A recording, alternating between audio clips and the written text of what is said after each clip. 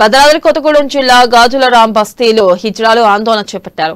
తమను స్థానిక బస్తీకి చెందని ప్రవీణ్, శ్రీకాంత్ అనే యువకులు ఇబ్బందులకు గురిచేస్తున్నారని ఆవేదన వ్యక్తం చేస్తూ 3 టౌన్ పోలీస్ స్టేషన్లో ఫిర్యాదు చేశారు. ఇక తమపై దాడి చేయడమే కాకుండా 3 తులాల బంగారం డబ్బును లాక్కున్నారని ఫిర్యాదులో పేర్కొన్నారు.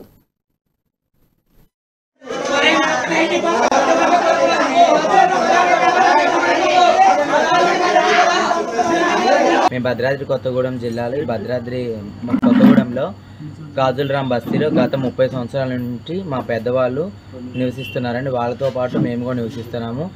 ఇక్కడ కొంతమంది తాగి మద్యానికి బానిసయ్యి మద్యమత్తులో విచ్చలవిడితనంగా రాత్రి వేళ అంటే నిన్న 5వ తారీఖు నైట్ పూట 2 వ్యక్తులు మిరియాల శ్రీకాంత్ అతనిది కూలీలేనండి, ఇంకొక వ్యక్తి ఏమో కమ్మగంటి ప్రవీణ్ కుమార్ అనే వ్యక్తులు ఎవరు లేని సమయంలో రాత్రి 9 గంటలప్పుడు వచ్చి హఠాత్తుగా డోర్ను కొట్టి మాపై చంపడానికి ప్రయత్నించారండి.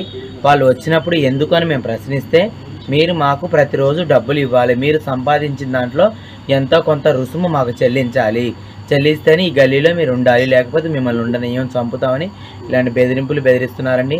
గతంలో కూడా ఇలాంటి బెదిరింపు